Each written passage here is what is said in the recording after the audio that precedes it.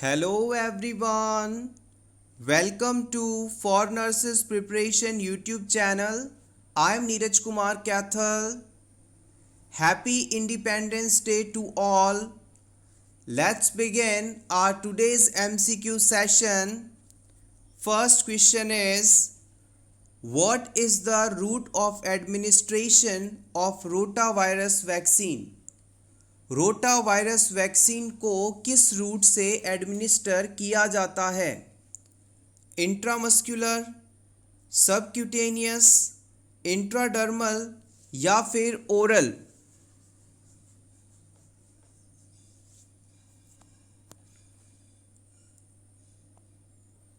The right answer is option D, oral. बच्चों में diarrhoea का सबसे बड़ा कॉज रोटा वायरस को माना जाता है। इस रोटा वायरस से प्रिवेंशन हेतु रोटा वायरस वैक्सीन का इस्तेमाल किया जाता है।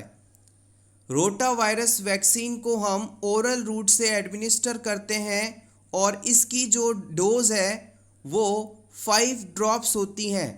5 ड्रॉप्स ओरली एडमिनिस्टर की जाती हैं to prevent rotavirus infection. Next question. The 12 lead key is used to diagnose.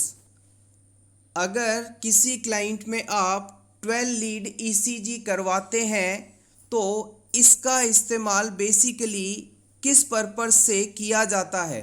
किसी भी पेशेंट में 12 लीड ECG कब करवाई जाती है ये आपको बताना है।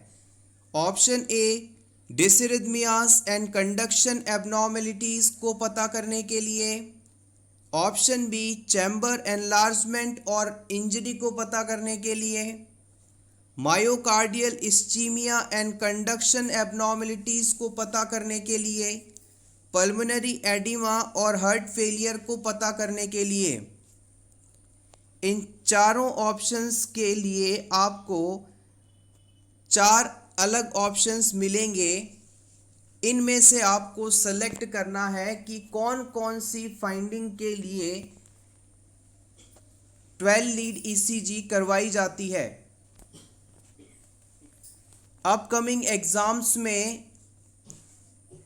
क्वेश्चंस के लेवल को कॉम्प्लिकेटेड करने के लिए इस पैटर्न में क्वेश्चंस पूछे जा सकते हैं। The correct answer is option A, B and C. अगर किसी क्लाइंट में डिसरिथमिया हो रहा है यानी एबनॉर्मल हार्ट बीट है, कंडक्शन एबनॉर्मलिटीज़ हैं, चैम्बर का साइज नॉर्मल से बढ़ गया है या हार्ट के किसी पार्ट में इंजरी हुई है या क्लाइंट को मायोकार्डियल इस्चीमिया है, तो इन सभी चीज़ों को यदि आप जानना चाहते हैं, पता करना चाहते हैं, तो उसके लिए 12 लीड ECG इस्तेमाल की जा सकती है। आप चाहें तो इसका स्क्रीनशॉट ले लें, इम्पॉर्टेंट है। Next question, what is menarche? Menarche क्या है? Girls first menstruation. Option B, first year of menstruation which usually occurs without ovulation. Option C, entire span of menstrual cycle from onset to menopause. Option D, onset of uterine maturation.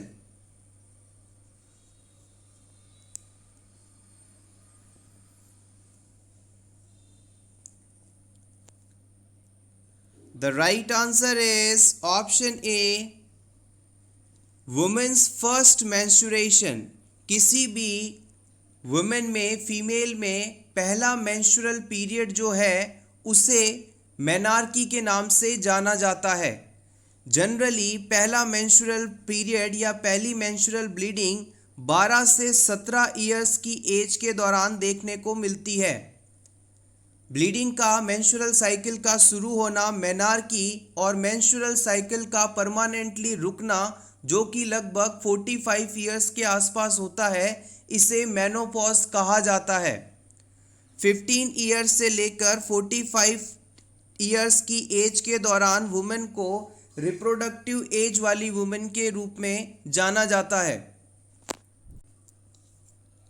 Next question, heat resistant vaccine is, उस vaccine का नाम बताएं जो कि other vaccines की तुलना में heat को कुछ ज़्यादा देर तक बर्दाश्त कर सकता है, हीट एक्सपोजर से जल्दी ख़राब नहीं होता। OPV, TT, BCG, all of the above.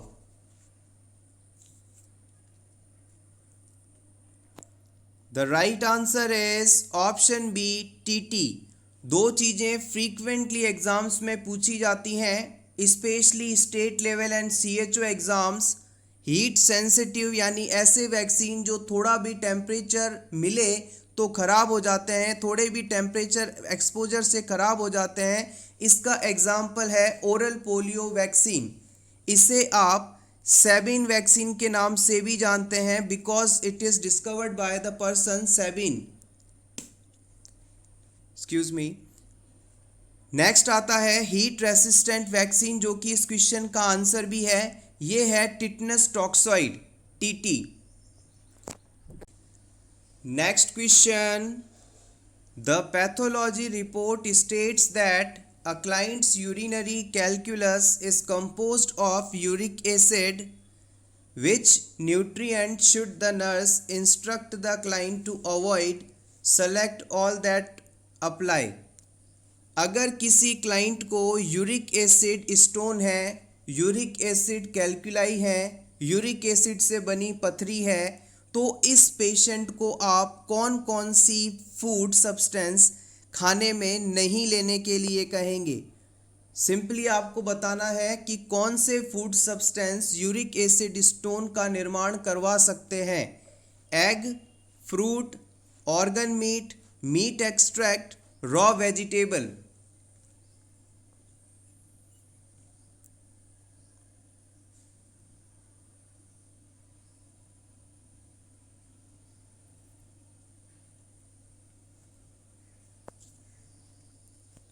The right answer is option 3 and 4.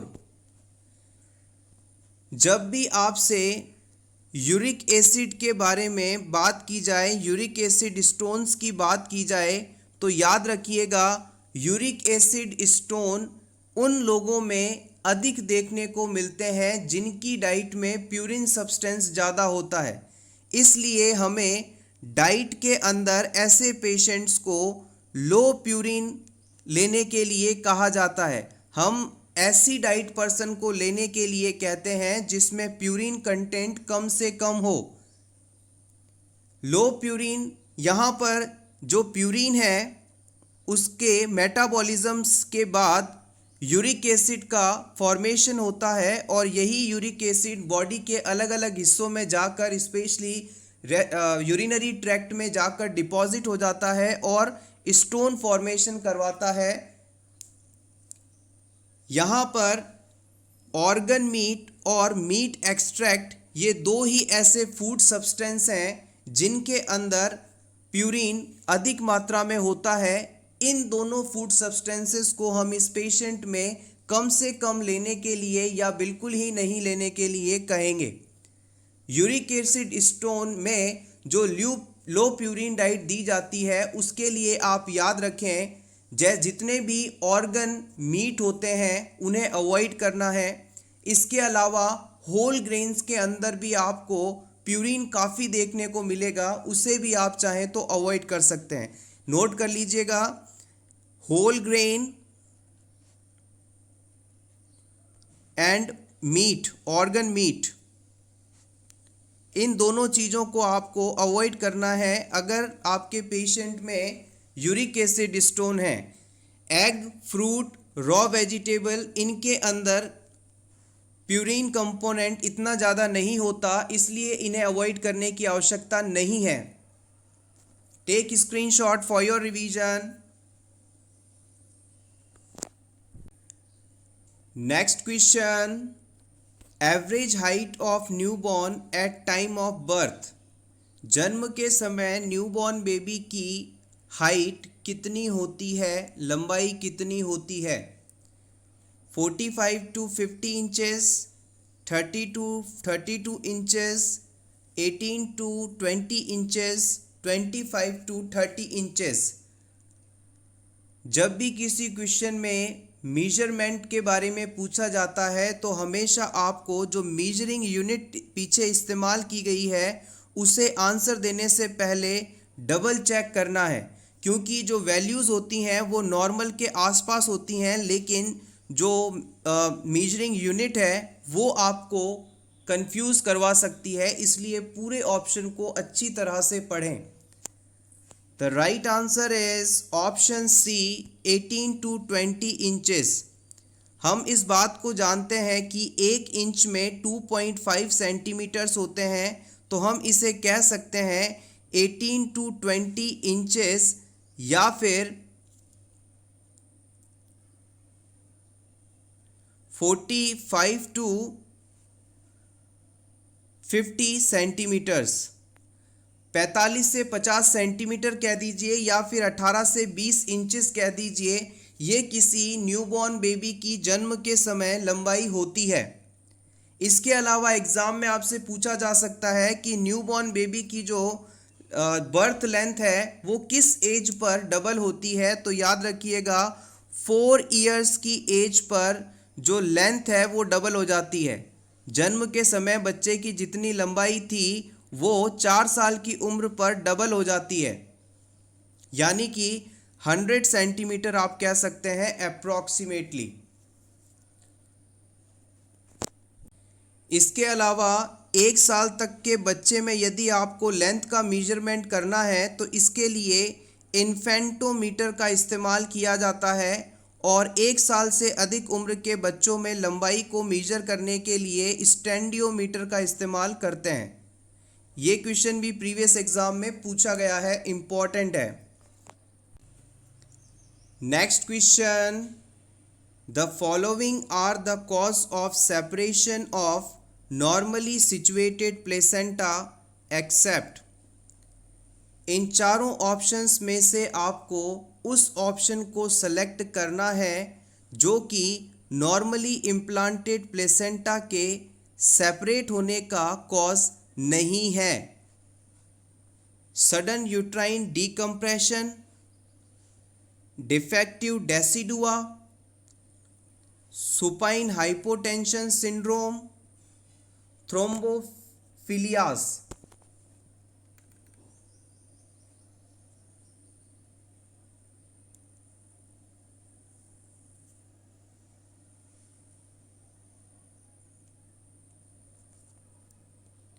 The right answer is option B, defective decidua।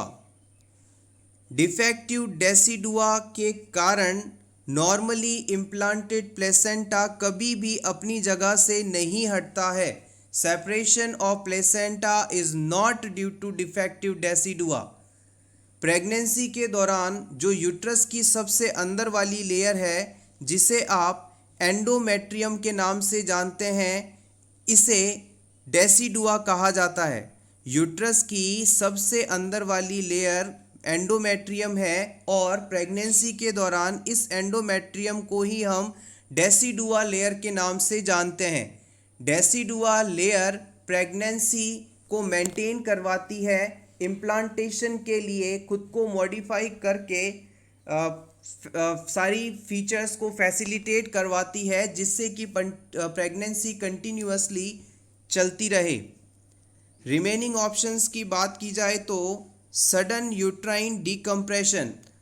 मान लीजिए प्रेगनेंसी के दौरान अचानक एमनियोटिक फ्लूइड यूट्रस से बाहर निकल गया, sudden loss of amniotic fluid हो गया, तो जैसे ही ये एमनियोटिक फ्लूइड यूट्रस से बाहर निकलेगा इसके साथ प्लेसेंटा भी बाहर आ जाएगा, यूट्राइन वाल से हट जाएगा, तो ये कंडीशन सेपरेशन ऑफ प्लेसेंटा करवा सकती है।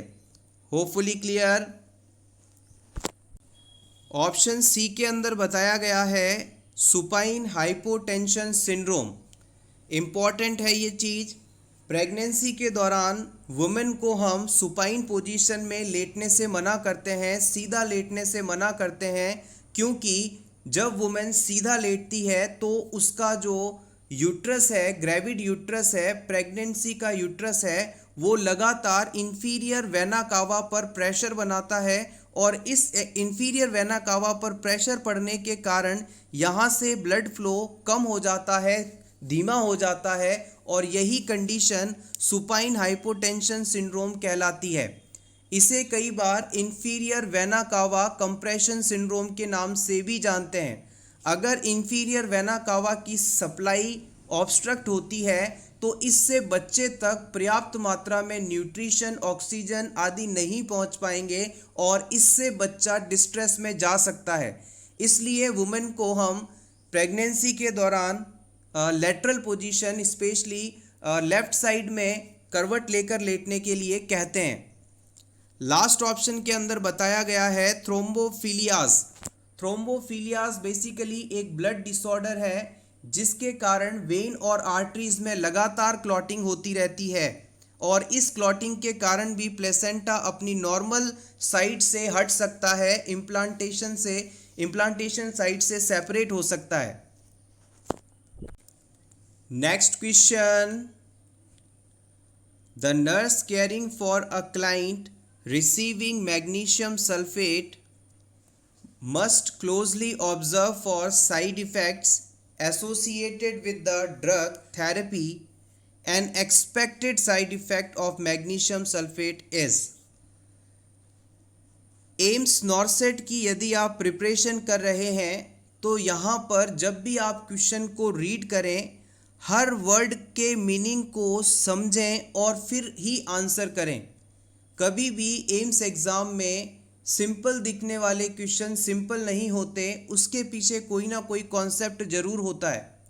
मैग्नीशियम सल्फेट अपकमिंग नॉर्सेट एग्ज़ाम के लिए बहुत ही इम्पॉर्टेंट ड्रग है, इसे आप ज़रूर पूरा पढ़ के जाइएगा। यहाँ से डेफिनेटली 1 या 2 क्वेश्चंस आपको देखने को मिलेंगे।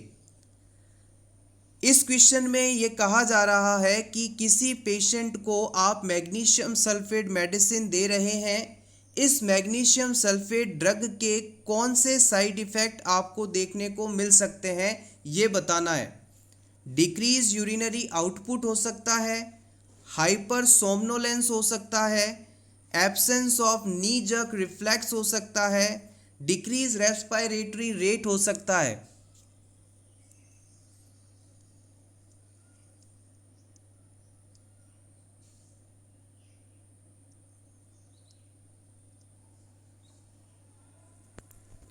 अगर आपने आंसर सी सेलेक्ट किया है, जो कि मुझे लगता है मोस्ट ऑफ द स्टूडेंट ने किया भी होगा, तो ये बिल्कुल गलत ऑप्शन है। यहाँ पर हाइपर सोमनोलेंस करेक्ट आंसर माना जाएगा। इसके पीछे जो रैशनल है उसे भी हम समझेंगे।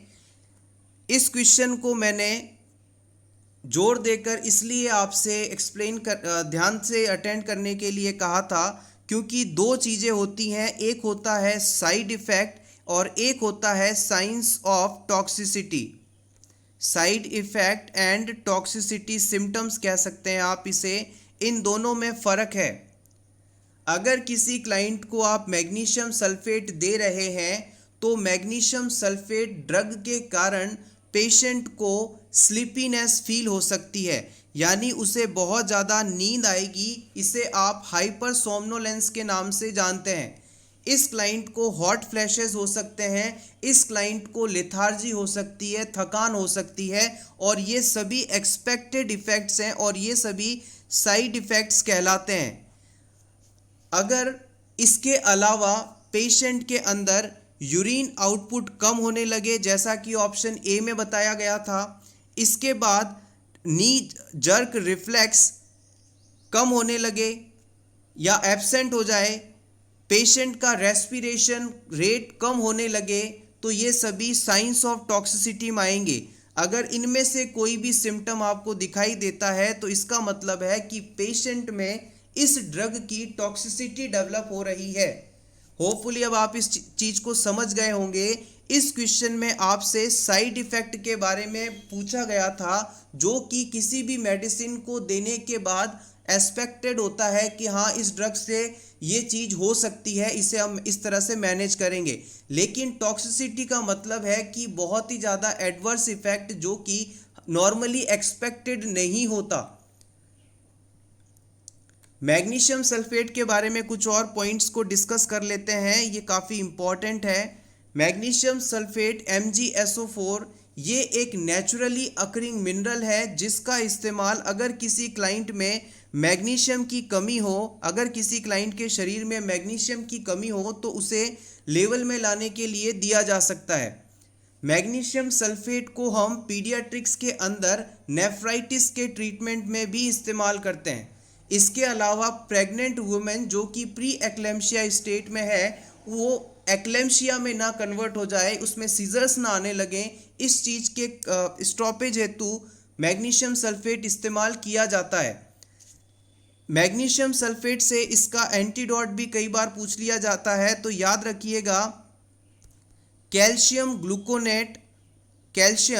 Gluconate is a antidote of magnesium sulphate. Magnesium sulphate toxicity होने पर कैल्शियम ग्लूकोनेट को हम एज अ एंटीडोट इस्तेमाल करते हैं।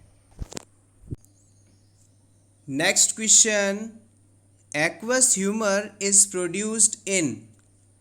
हमारी आइस के अंदर जो लिक्विड कंटेंट होता है, फ्लूइड होता है, एक्वस ह्यूमर, उसका निर्माण कहाँ होता है ये आपको बताना है।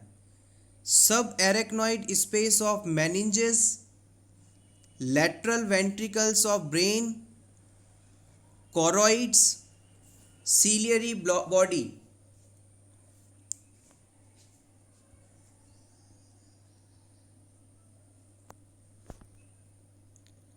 आपको कंफ्यूज करने के लिए यहाँ पर कई जाने पहचाने ऑप्शंस भी देखने को मिल रहे हैं। याद रखिएगा सीलियरी बॉडी, हमारी आइस के अंदर सीलियरी बॉडी के द्वारा एक्वस ह्यूमर का प्रोडक्शन किया जाता है। आइए इससे जुड़े इंपॉर्टेंट पॉइंट जान लें। इंपॉर्टेंट है, aqueous humour is a clear fluid that is produced by the ciliary processes of ciliary body into eyeball and passes from posterior to anterior chamber and then venous system by way of canal of ischilum। हमारी ice के अंदर ciliary body पाई जाती है जो कि ciliary process में located रहती है। इसके द्वारा एक्वस ह्यूमर का निर्माण किया जाता है। ये एक्वस ह्यूमर यहाँ से निकलने के बाद पोस्टीरियर चैम्बर और फिर एंटीरियर चैम्बर ऑफ आई में जाता है और फिर यहाँ से कैनाल ऑफ इस्चिलम के द्वारा बाहर निकल जाता है। अगर किसी क्लाइंट में इस कैनाल ऑफ इस्चिलम में रुकावट आ जाए, ऑब्स्ट्रक्शन हो जाए या फिर ये ब्लॉक हो जाए तो ये एक्वस ह्यूमर आई का प्रेशर, इंट्राऑक्यूलर प्रेशर बढ़ा सकता है, जिसके कारण ग्लूकोमा डिजीज़ देखने को मिलता है। इसके अलावा एक्वस ह्यूमर किस रेट से प्रोड्यूस होता है ये भी आपसे पूछा जा सकता है। तो याद रखिएगा 2 से 3 ml पर मिनट, 2 to 3 ml पर मिनट की रेट से सीलियरी प्रोसेस एक्वस ह्यूमर का प्रोडक्शन करवाती हैं। नॉर्मल इंट्राऑक्यूलर प्रेशर कितना होता है ये आपको बताना है। 12 to 22, 16 to 25, 20 to 35, 19 to 38।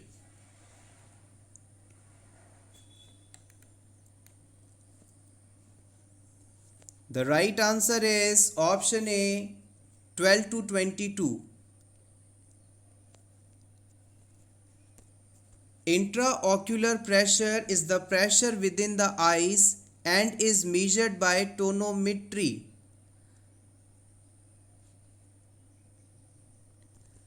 हमारी आइस के अंदर फ्लूइड के कारण कितना प्रेशर है इसे इंट्राऑक्यूलर प्रेशर के नाम से जाना जाता है। आइस के इस प्रेशर को मेजर करने के लिए टोनोमीटर नाम का डिवाइस काम में लिया जाता है और इस प्रोसेस को हम टोनोमेट्री नाम से जानते हैं। इसे प्रीवियस एग्जाम में पूछा गया है।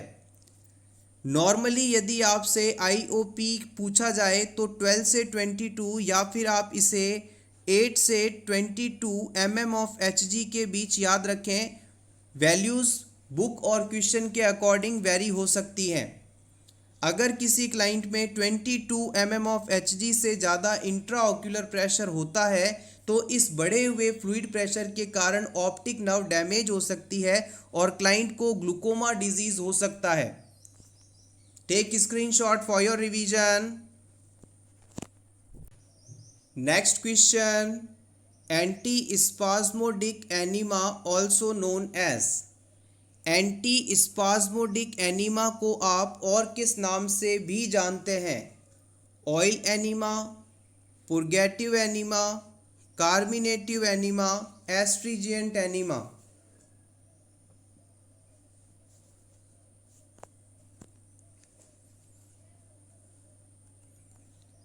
The right answer is option C, carminative enema. आपसे एंटी स्पाज्मोडिक एनीमा पूछा जाए या कार्मिनेटिव एनीमा पूछा जाए, दोनों ही एक ही चीज़ हैं। बेसिकली एंटी स्पाज्मोडिक या कार्मिनेटिव एनीमा का इस्तेमाल स्टमक में मौजूद एबनॉर्मल गैस कलेक्शन को रिमूव करवाने हेतु करवाया जाता है, या यूं कहें फ्लैटस को पास करवाने के लिए इस प्रकार के एनीमा का इस्तेमाल करते हैं हम। इससे से जुड़ा एक और question, which enema which contract the tissue, blood vessel, check bleeding and inflammation is. आपको उस एनीमा टाइप को सेलेक्ट करना है जो कि टिश्यू, ब्लड वेसल आदि में कॉन्ट्रैक्शन करवाता है और इस कॉन्ट्रैक्शन के कारण ब्लीडिंग रुक जाती है और इन्फ्लामेशन कम हो जाती है।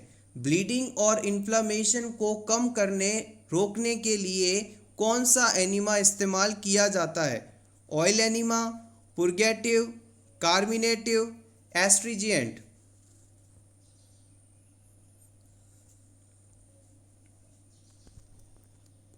The right answer is option D, astringent enema. जैसे ही हम क्लाइंट में एस्ट्रीजिएंट एनीमा लगाते हैं, ये रेक्टम एरिया की मसल्स को, ब्लड वेसल्स को कॉन्स्ट्रिक्ट कर देता है, जिसके कारण ब्लीडिंग रुक जाती है और इन्फ्लामेशन भी कम होने लगती है। कार्मिनेटिव एनीमा गैस पास करवाने हेतु इस्तेमाल किया जाता है। पुर्गेटिव एनीमा पेरिस्टाल्सिस मूवमेंट करवाता है, जिससे कि स्टूल पास करने में इजी होता है।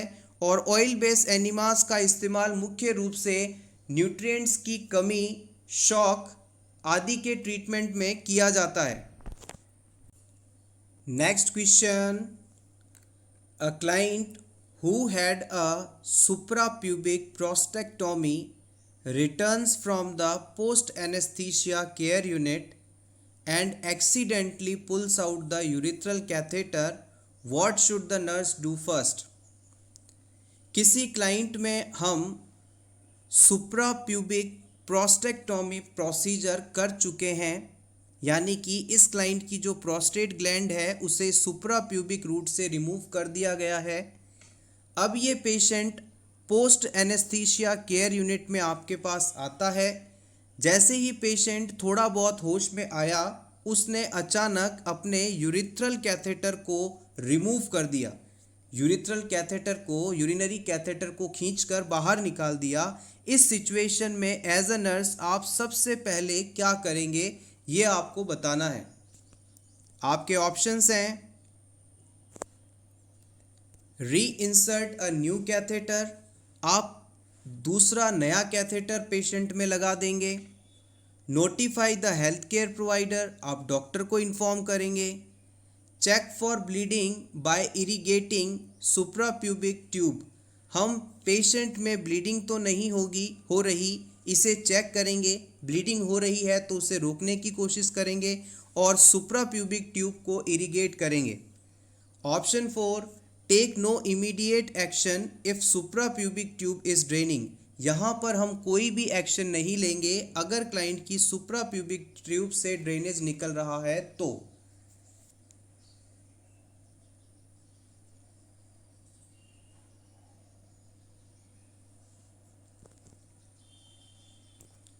कौन सा एक्शन आप यूज करेंगे, important for upcoming नॉर्सेट exam. The right answer is option 2। यहाँ पर हम हेल्थ केयर प्रोवाइडर को इन्फॉर्म करेंगे, ये सबसे ज़्यादा ज़रूरी है। क्लाइंट में आपने सुप्रा प्यूबिक प्रोस्टेक्टोमी की है तो क्लाइंट के अंदर एक ट्यूब जो लगी हुई है वो है सुप्रा प्यूबिक ट्यूब। क्लाइंट के अंदर 2 ट्यूब्स लगी हैं। पहली है सुप्रा प्यूबिक ट्यूब, ये जहाँ पर प्रोस्टेट ग्लैंड थी उस सर्जिकल साइट से जो ड्रेनेज बन रहा है उसे बाहर निकालने के काम कर रही है। और जो दूसरी ट्यूब है वो है आपका यूरिनरी कैथेटर, जो कि यूरिथ्रा के थ्रू ब्लैडर में पहुंचा है, ब्लैडर में लगा है। क्लाइंट द्वारा इस यूरिनरी ट्यूब को, कैथेटर को रिमूव कर दिया गया। अब इस सिचुएशन में हम क्या करेंगे, डॉक्टर को इन्फॉर्म करेंगे, क्योंकि यहाँ पर डॉक्टर के आने के बाद पूरी सिचुएशन को देखा जाएगा और फिर डॉक्टर द्वारा खुद ही नया urinary catheter, urethral catheter insert किया जाएगा। पेशेंट में प्रोस्टेट ग्लैंड की सर्जरी हुई है, अगर आप एज अ नर्स खुद से कैथेटर इंसर्ट करने की कोशिश करेंगे तो इससे पेशेंट में सर्जिकल साइट पर ट्रॉमा हो सकता है, ब्लीडिंग हो सकती है, इसलिए आपको यहाँ खुद कैथेटर इंसर्ट नहीं करना है। पेशेंट में यूरिथ्रल कैथेटर लगाने का फ़ायदा ये है कि जब हम पेशेंट में यूरिथ्रल कैथेटर डालकर उसे फिक्स करने के लिए इसके बैलून को इन्फ्लेट करेंगे तो ब्लैडर में मौजूद बैलून का प्रेशर बढ़ेगा और इस बढ़े हुए प्रेशर के कारण जो सर्जिकल साइट है उस पर भी दबाव रहेगा, जिससे कि ब्लीडिंग कम होगी। ये इसका एडवांटेज है। रिमेनिंग ऑप्शंस की बात की जाए तो कैथेटर हम खुद से नहीं डालेंगे, ये काम डॉक्टर करेगा, बिकॉज प्रोस्टेट सर्जरी है।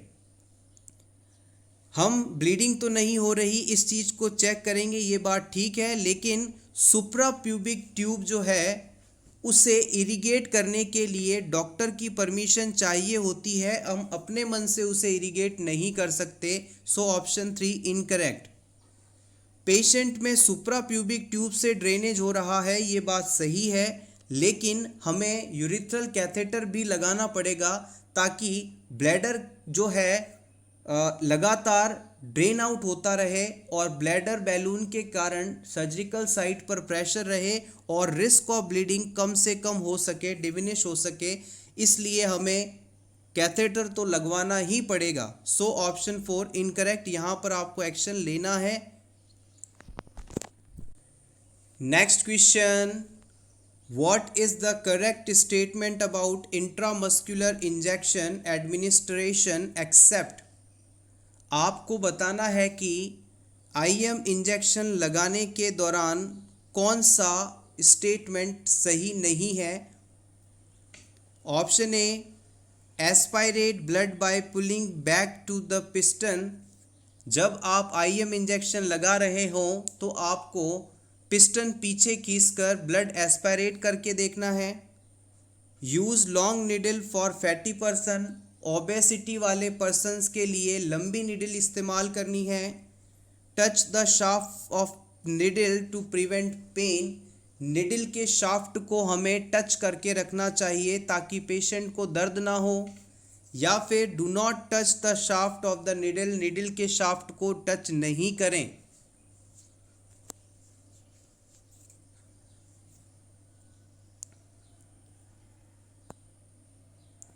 The right answer is option C, touch the shaft of needle to prevent pain। ये ऑप्शन बिल्कुल गलत है। हम कभी भी इंजेक्शन की निडल को टच नहीं करते हैं। अगर आपने इंजेक्शन की निडल को टच किया तो यहाँ से इन्फेक्शन पेशेंट में चला जाएगा। So this is the wrong option. जब भी आप इंट्रामस्कुलर इंजेक्शन लगाते हैं तो इसे आप बिल्कुल स्ट्रेट रखते हैं, 90 डिग्री के एंगल से डीप मसल्स के अंदर इंसर्ट करते हैं। इंट्रामस्कुलर इंजेक्शन डीप मसल्स में दिया जाता है। इंट्रामस्कुलर इंजेक्शंस लगाने के लिए Z-ट्रैक टेक्निक का इस्तेमाल किया जाता है। बेसिकली Z-Track टेक्निक में हम उन मेडिसिन्स को डिलीवर करवाते हैं जो कि स्किन के लिए इरिटेशन कॉज करती हैं, स्टेनिंग कॉज करती हैं।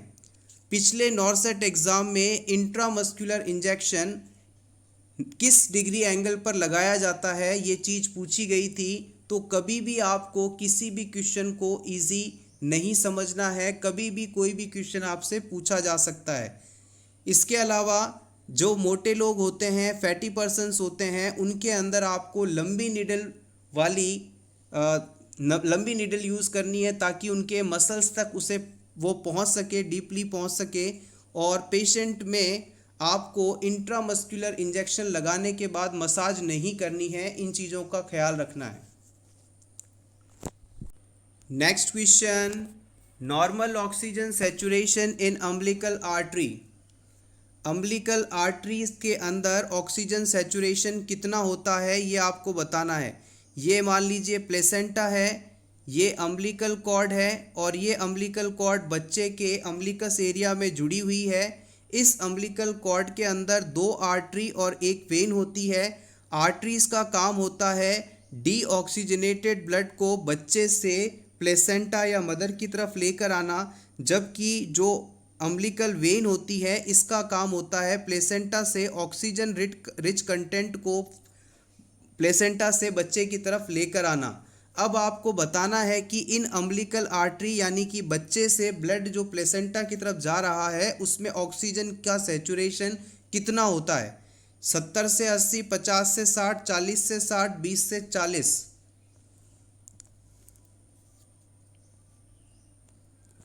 The right answer is option B 50 to 60। याद रखिएगा, umbilical arteries deoxygenated blood carry करती हैं और इसका ऑक्सीजन सैचुरेशन 50 से 60% के बीच होता है। Next question, which is the most common site of ectopic gestation.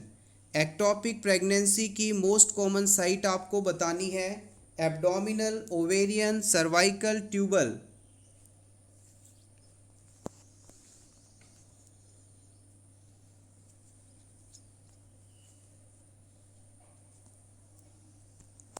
The correct answer is option D, tubal. Ectopic gestation या एक्टोपिक प्रेगनेंसी का मतलब है फर्टिलाइजेशन के बाद अगर जाइगोट अपनी नॉर्मल इम्प्लांटेशन साइट जो कि यूट्रस में होती है वहाँ ना होकर किसी और जगह जाकर इम्प्लांट हो जाए तो ये कंडीशन एक्टोपिक प्रेगनेंसी कहलाती है। यहाँ पर आपसे पूछा गया था कि एक्टोपिक प्रेगनेंसी सबसे ज़्यादा किस एरिया में होती है, तो ऑप्शन डी को हमने सही माना है। ट्यूबल एक्टोपिक प्रेगनेंसी का मतलब है कि जाइगोट का फैलोपियन ट्यूब में ही इम्प्लांट हो जाना। हम इस बात को अच्छी तरह से जानते हैं कि फैलोपियन ट्यूब के एम्प्यूला पार्ट के अंदर मेल और फीमेल गैमेट यानी कि ओवम और स्पर्म मिलते हैं, फर्टिलाइजेशन प्रोसेस होता है और फिर ये फर्टिलाइज्ड एग जो है धीरे धीरे यूट्रस तक पहुंचकर वहां पर जाकर इम्प्लांट होता है। लेकिन किसी वजह से ये इम्प्लांटेशन फैलोपियन ट्यूब के अंदर ही हो जाए तो इसे आप ट्यूबल एक्टोपिक प्रेगनेंसी के नाम से जानते हैं और यही सबसे ज़्यादा एक्टोपिक प्रेगनेंसी की साइट होती है। और स्पेसिफिकली यदि आपसे पूछ लिया जाए कि सबसे ज़्यादा एक्टोपिक प्रेगनेंसी फैलोपियन ट्यूब के किस पार्ट में होती है तो आप बताएंगे एम्प्यूला पार्ट में। एम्प्यूला पार्ट फैलोपियन ट्यूब का सबसे चौड़ा और सबसे लंबा भाग है, यहीं पर फर्टिलाइजेशन होता है और यहीं पर ज़्यादातर एक्टोपिक प्रेगनेंसीज भी देखी जाती हैं। Next question, very low birth weight baby is the baby whose birth weight less than. Very low birth weight baby किसे कहा जाता है। जन्म के समय वजन 1 किलो से जिनका कम हो, 1.5 किलो से कम हो, 2 किलो से कम हो, 2.5 किलो से कम हो।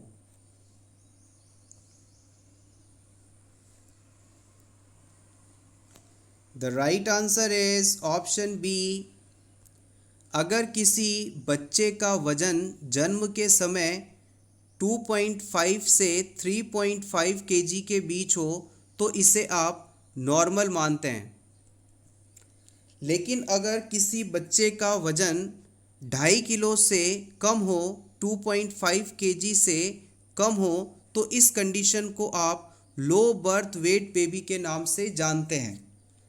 लेकिन अगर किसी बच्चे का जन्म के समय वजन 1.5 किलो से कम हो, तो इस कंडीशन को आप very low birth weight baby के नाम से जानते हैं।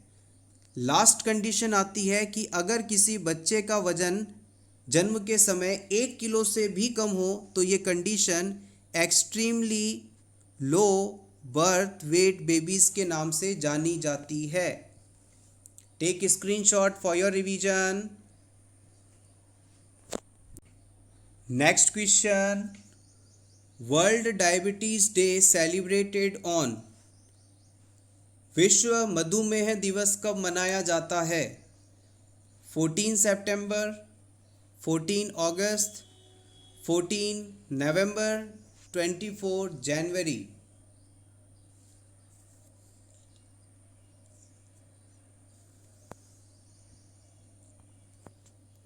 The correct answer is option C, 14th नवंबर। हर साल 14 नवंबर को 14 नवंबर को हम डायबिटीज़ के लिए जागरूकता फैलाने हेतु वर्ल्ड डायबिटीज़ डे मनाते हैं। फ्रेडरिक बेंटिंग और चार्ल्स बेस्ट, नाम याद रखिएगा, फ्रेडरिक बेंटिंग और चार्ल्स बेस्ट, इन्होंने 1922 में इंसुलिन को बनाया था, डिस्कवर किया था। इनमें से फ्रेडरिक बेंटिंग का जन्मदिन 14 नवंबर को पड़ता है, बर्थडे है इनका, और इसी दिन को हम वर्ल्ड डायबिटीज़ डे के रूप में सेलिब्रेट करते हैं। Next question, a client who takes theophylline complains of restlessness, which is the most appropriate action nurse to take first? अगर किसी क्लाइंट को थियोफाइलिन मेडिसिन दी जा रही है और उसे अचानक रेस्टलेसनेस होती है, बेचैनी घबराहट होती है, तो इस सिचुएशन में एज अ नर्स आपके द्वारा सबसे पहले कौन सा एक्शन लिया जाएगा? फर्स्ट प्रायोरिटी एक्शन आपको सेलेक्ट करना है। Option A, assess the client for hypoxia. हम इस क्लाइंट के टिश्यू में ऑक्सीजन की कमी तो नहीं हो रही, इस चीज़ को असेस करेंगे। Option B, explain that this is a toxic reaction and call the prescriber. आप इस पेशेंट को बताएंगे कि आपको ये बेचैनी घबराहट जो हो रही है वो इस ड्रग के टॉक्सिक रिएक्शन के कारण हो रही है, और इतना बताकर आप डॉक्टर को कॉल करेंगे। Option C, assess the client for other signs and symptoms of theophylline toxicity. आप इस पेशेंट में थियोफाइलिन ड्रग की टॉक्सिसिटी के और बाकी सिम्टम्स देखेंगे। या फिर call the prescriber to obtain a order of theophylline level. आप डॉक्टर को कॉल करके थियोफाइलिन का ब्लड लेवल पता करने के लिए परमिशन लेंगे। फर्स्ट प्रायोरिटी एक्शन क्या होगा ये आपको बताना है।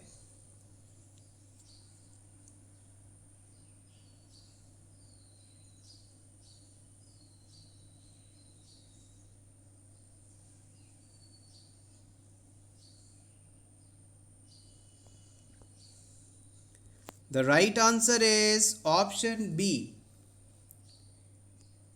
थियोफाइलिन ड्रग की टॉक्सिक रिएक्शन के कारण पेशेंट को रेस्टलेसनेस हो रही है, ये बात हम पेशेंट को बताएंगे और तुरंत डॉक्टर को कॉल करेंगे, इन्फॉर्म करेंगे, और फिर डॉक्टर द्वारा जो भी इंस्ट्रक्शंस दिए जाएंगे उसे इम्प्लीमेंट किया जाएगा।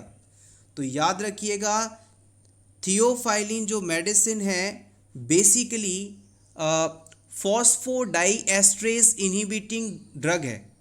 थियोफाइलिन को आप 1,3-डाइमिथाइल-ज़ैंथिन के नाम से भी जानते हैं, और ये एक फॉस्फोडाइएस्ट्रेज इनहिबिटिंग ड्रग है। इसका इस्तेमाल रेस्पिरेटरी डिजीज़ेस के ट्रीटमेंट में किया जाता है। रेस्पिरेशन से रिलेटेड कंडीशन जैसे कि chronic obstructive pulmonary disease, asthma, आदि के ट्रीटमेंट में थियोफाइलिन का इस्तेमाल किया जाता है और इसकी टॉक्सिसिटी होने पर पेशेंट को रेस्टलेसनेस इनिशियल स्टेट में फील होती है।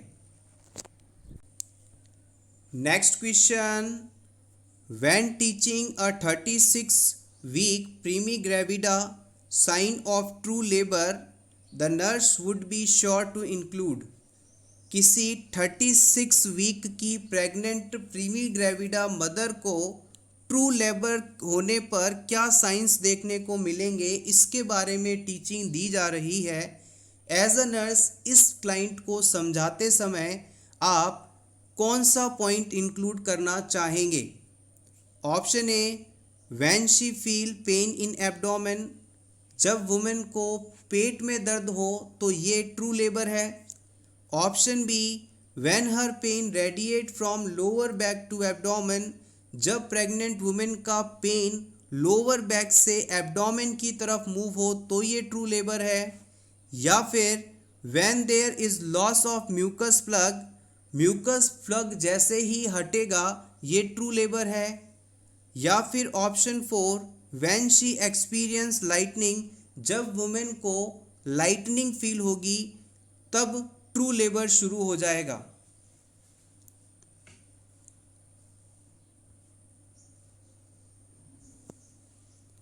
The right answer is option C, when there is a loss of mucus plug. अगर किसी वुमेन में म्यूकस प्लग हट जाता है तो इसके कारण इसके बिहाफ पर हम ट्रू लेबर होना डिक्लेयर कर सकते हैं। एब्डोमेन एरिया पर पेन होना, पेन का लोअर बैक से एब्डोमेन की तरफ रेडिएट होना या लाइटनिंग होना एग्जैक्टली ट्रू लेबर को नहीं बताता। ट्रू लेबर कॉन्ट्रैक्शंस शुरू होने से पहले वुमेन में ब्रैक्सटन हिक्स कॉन्ट्रैक्शंस भी होते हैं, जिनके कारण भी वुमेन को थोड़ा बहुत डिस्कम्फर्ट होता है, स्पेशली इन एब्डोमिनल एरिया। तो इसके बिहाफ पर हम ट्रू लेबर है इसे डिसाइड नहीं कर सकते। लाइटनिंग को आप वेलकम साइन ऑफ प्रेगनेंसी के नाम से भी जानते हैं। बेसिकली अराउंड 36 वीक के गेस्टेशनल एज पर बच्चे का हल्का सा नीचे की तरफ डिसेंड डाउन या यूट्रस में शिफ्टिंग होती है, जिसके कारण मदर में रेस्पिरेटरी सिम्टम्स कुछ हद तक ठीक हो जाते हैं। इसे ही हम लाइटनिंग कहते हैं, वेलकम साइन के नाम से जानते हैं। इसके बिहाफ पर आप ट्रू लेबर है या नहीं इस चीज़ को डिसाइड नहीं कर सकते। आइए अब बात कर लेते हैं कि एग्जैक्टली हमारे क्वेश्चन के इस आंसर में जो म्यूकस प्लग का लॉस होना बताया गया है वो क्या है। A mucus plug is a collection of mucus that forms in the cervical canal in early pregnancy। जैसे कि मान लीजिए ये किसी वुमेन का यूट्रस है, this is the uterus and this is the cervix part. अब सर्विक्स में एक म्यूकस से बना प्लग फॉर्म हो जाता है, जिसकी वजह से एमनियोटिक फ्लूइड और बेबी अंदर ही सील्ड रहते हैं और इस प्लग के कारण जो बैक्टीरिया वायरस इन्फेक्शन आती हैं वो बच्चे तक नहीं पहुंच सकते, यूट्रस तक नहीं पहुंच सकते। एक तरह से कहें तो म्यूकस प्लग एक दरवाजे की तरह है, एक रुकावट की तरह है, जिसके कारण प्रेगनेंसी बनी रहती है और प्रेग्नेंट वुमेन को यूट्रस में इन्फेक्शंस नहीं होते। It prevents bacteria or infection from entering to your uterus and towards your baby. Your cervix prepares for labor, you will lose the mucus plug. जैसे ही अब आपका जो सर्विक्स है पूरी तरह से तैयार हो चुका है, सर्विक्स पूरी तरह से डायलेट हो चुका है, तो जैसे ही सर्विक्स डायलेट होता है, सर्विक्स खुलता है, ये म्यूकस प्लग अचानक से यहाँ से निकलकर बाहर आ जाता है। तो this is the sign of true labour. ये एक नॉर्मल फिनोमिना है और इसके द्वारा हम ये कह सकते हैं कि ट्रू लेबर प्रोसेस शुरू हो चुका है। Next question, which test result should a nurse review to determine if antibiotic prescribed for the client will be effective. किसी क्लाइंट में एंटीबायोटिक्स लिखने से पहले क्या ये एंटीबायोटिक इस क्लाइंट के लिए प्रभावी होंगी या नहीं, इस चीज़ को डिटरमाइन करने का टेस्ट कौन सा है, ये आपको सेलेक्ट करना है। Serological test, sensitivity test, serum osmolarity, sedimentation rate.